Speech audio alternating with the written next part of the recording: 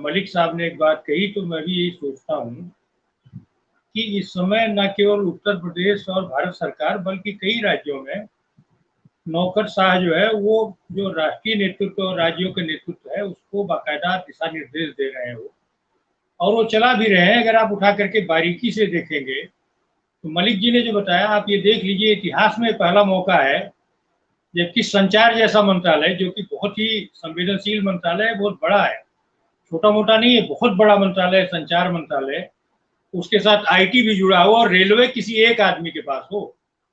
एक दौर था जब लाल बहादुर शास्त्री जैसे बड़े आदमी को केवल उनके पास जो है रेलवे का एक महकमा होता था। और वैसे ही अगर आप उठा करके देखेंगे तो जो झगड़ा हुआ दिल्ली और लखनऊ के बीच में, वो अरविंद शर्मा को लेकर के हुआ, जो कि रिजाइन करके गए थे वहां से। अगर देखेंगे तो सेक्रेटरी पद से रिजाइन करके गए। एक और जो ब्यूरोक्रेट हम लोग के पुराने जानने वाले हैं, देवमणि द्विवेदी, वो रेलवे में इंडियन रेलवे ट्रैफिक सर्विस से रिजाइन करके गए। उन्होंने असेंबली का इलेक्शन लड़ा, इस बार टिकट भी नहीं मिला उनको क्योंकि वो बोलने लगे थे। उसके बाद जो है आप देख रहे हैं ईडी के एक अधिकारी को रिजाइन करा के ले गए यूपी से लड़वाने जो है। और ऐसे जो है, इसके अलावा राज्यसभा विधान परिषदों में अगर आप देखेंगे तो नौकरशाहों को बाकायदा ले जाकर के राजनीतिक मुख्यधारा में शामिल करने की कोशिश हो रही है। और जो सबसे पहले जो 3 चरण की जो राजनीतिक प्रक्रिया थी उत्तर प्रदेश में, उत्तर प्रदेश एक दौर में देश का सबसे बेहतरीन प्रशासित राज्य माना जाता रहा है। आप उठा करके देख लीजिए, और यहाँ की जो तमाम जो संसदीय परंपराएं थी उसको दुनिया भर में, पूरे भारत में, यहाँ तक कि लोकसभा ने उसकी कॉपी की है। पब्लिक अकाउंट कमेटी के चेयरमैन सबसे पहले यूपी में बना। लीडर अपोजिशन की बात हुई, यूपी ने लीड किया। उपाध्यक्ष जो है विधान सभा में बनाने की बात हुई, यूपी ने लीड किया जो है। इसके बाद जो है बहुत सारी ऐसी चीजें हैं। तो आप देखिएगा विनीता जी, 1937 में अगर आप जाएंगे, जब गोविंद बल्लभ पंत की पहली सरकार बनी, फिर 46 में जब बनी, उस समय थ्री टेयर सिस्टम एक बना। मंत्री थे कैबिनेट मंत्री मुख्य रूप से, और उसके बाद संसदीय सचिव थे जो है, एक वो थे जो कि विभिन्न विभागों के विभिन्न मंत्रियों से अटैच थे।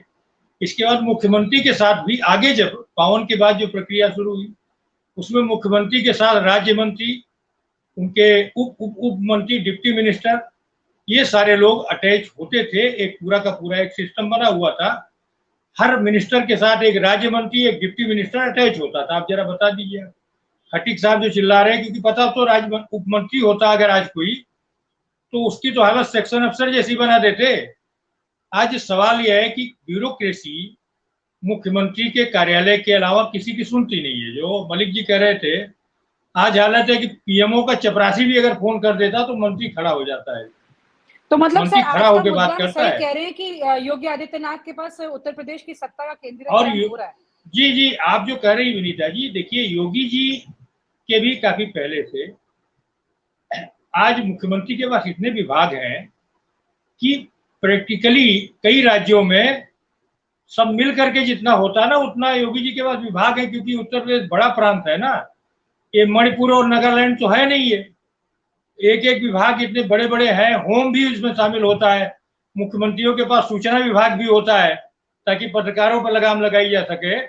और अगर आप 2000 के बाद देखेंगे तो एक मलिक जी के भी और हमारे एक कॉमन फ्रेंड है सुधीर गोयल, जो कि मायावती के पीरियड में सूचना मंत्री बने।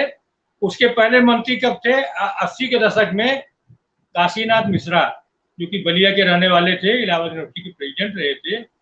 उसके बीच में कोई सूचना मंत्री नहीं बना। आप उठा के देख लीजिए, होम से लेकर के इतने इंपॉर्टेंट डिपार्टमेंट, और डिप्टी चीफ मिनिस्टर के पास कितने विभाग हैं आप उठा के देख लीजिए। उनके बाद जो है वो अस्पतालों के चक्कर लगा रहे हैं ब्रजेश जी। और कोई कुल मिला करके इस समय जो खटीक की जो समस्या है, मैं ये देख रहा हूँ इस समय अधिकार विहीनता की स्थिति में वो जो चाहे जो मुद्दा बना रहे हैं, लेकिन सच बात है कि अधिकतर मंत्री अधिकार विहीन है।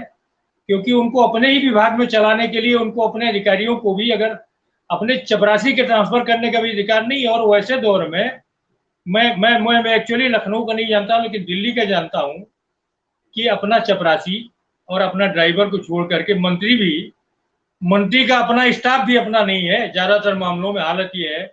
तो आप क्या कहेंगे, जो है आपका प्राइवेट सेक्रेटरी भी आपका नहीं है, बाकी भी आपके नहीं है तो आप करेंगे क्या?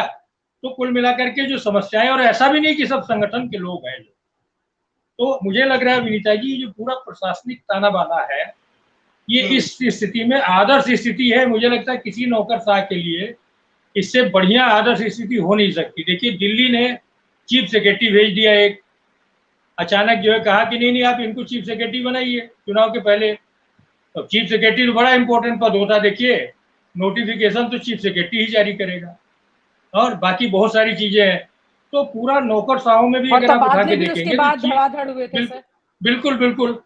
तो आप ये समझ लीजिए कि इस समय पूरी की पूरी एक तरह से एक ऐसी नौबत आ गई है कि कौन किसका वफादार नौकरशाह कौन नहीं। और अभी देखिए खटीक के बाद जो संजय निसार साहब ने क्या उठाया कि कुछ ऐसे नौकरशाह हैं जिनके ऊपर वो पंजा और जो है वो क्या है मतलब समाजवादी पार्टी इसकी, अरे इसका क्या है?